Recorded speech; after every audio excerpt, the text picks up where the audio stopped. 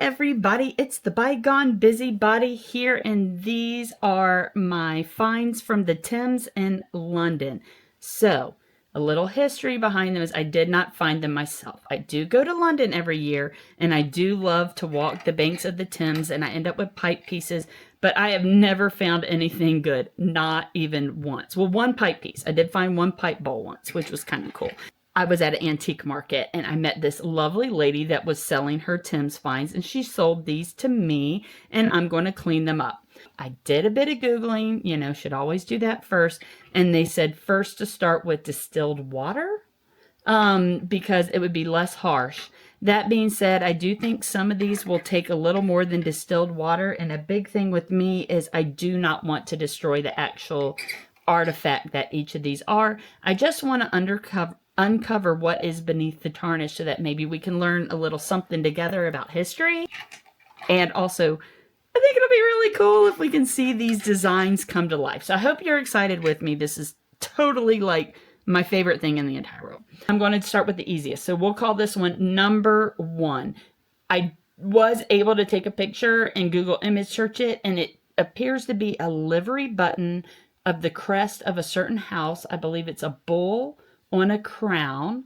And, you know, I'm assuming this is a lot more modern. It says Strand, London, and then it says Spencer & Co.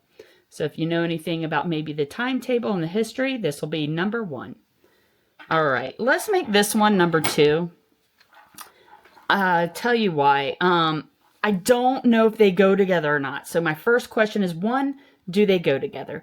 2, the lady said she thought one of these was a toga pen, and I wonder if this is what she was talking about. So, is it Roman? What do you think it's made out of? Because it has a bit of the green on it, so it makes me wonder if it's copper. And do they go together? I mean, they may not even go together. And if they do go together, what were they used for and about what time? So that's number 2.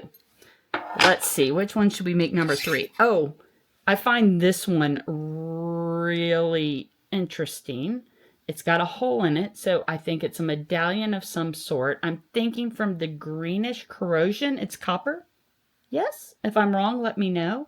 And then the other side, nothing's really distinguishable yet. But on this side, I do see a cross right here. Do you guys see it? So I think it might be a religious relic of some sort. So if you have any insight, let me know. So that's number 3. All right, so number 4, let's go with this one. What is this? It seems like some sort of cap, like a bottle cap. Would it be a bottle cap? It's very heavy. So it's definitely not from the more modern bottle toppers, if that's what it is. So that's number 4. Kind of maybe what material, what time period, what it was used for. That'd be really cool to know. All right, let's try number 5. Which one? Let's do this one. I think it's another livery button. So number 5, it looks like it's a ship. So, and she said this was around a port. So yeah, definitely a ship. So it must be a sailor's button. If you can let me know the best way to get all this cleaned off, there's words on the back that we'll be able to read, much like the livery button. So if you have any idea what this might be from, that'd be really, really, really interesting. All right, which one is next? We're on number 6, right? Let's do this one. I feel like this one's older because I feel like it's got very little design on it. Do you see? I can't really see anything on the back, but you see that there. So, I mean, maybe somebody will be able to recognize what this is. So that's number 6. Number 7. Oh, I love this cross. You guys have no idea. Oh my gosh. All right. Poor person probably loved it, and it ended up breaking right there at the top and falling into the Thames, or into the drainage system that drained into the Thames. You can see intricate designs on this cross. My thing is, I wonder how old it is. I mean, it could be relatively modern, or it could be really, really old. In the design here, it looks like there could be words or lettering. Maybe.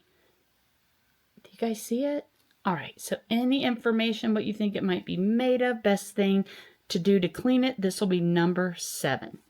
All right, number 8. Oh, this is definitely copper, I believe. I feel like I see a person right there. I don't know if I've lost my mind, but I kind of feel like I see one right there. And then this is just mush. But I don't know if it may cease to be mush if we clean it off. So what's best to get corrosion off of copper? Because I feel like there might be some details here. Any ideas what it might be and how old it might be? It'd be really interesting to know. So this one's number 8. All right, let's say number 9.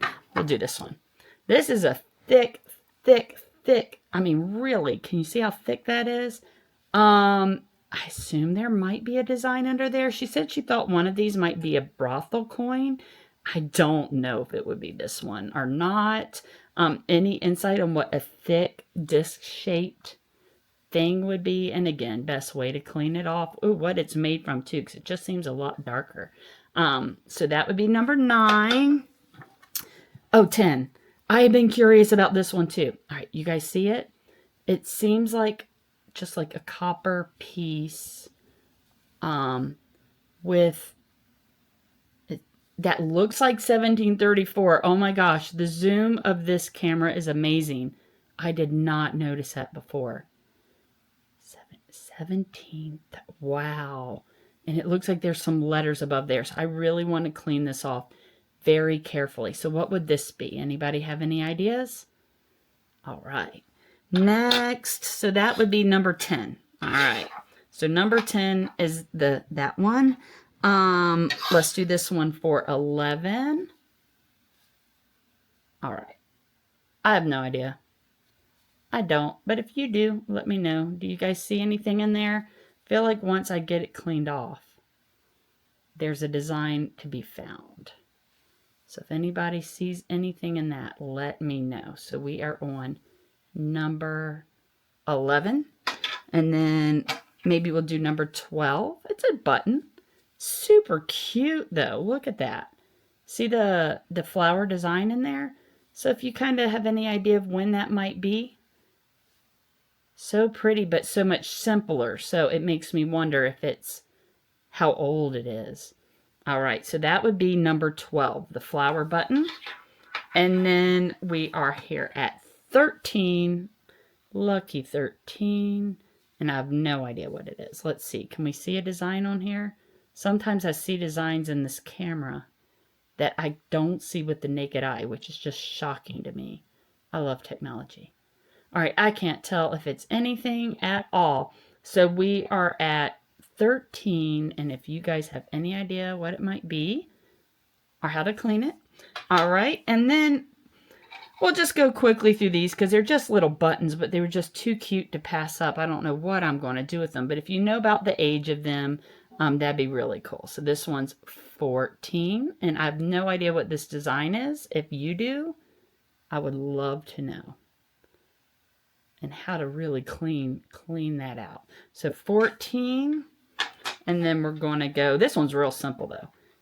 15, there's like lots of little dots. I do wonder if it's more modern. 15, and then we'll do 16, again, just a little button, 16, and we'll end with this one, which is 17. All right, I cannot wait to read these comments. I hope this video finds my audience.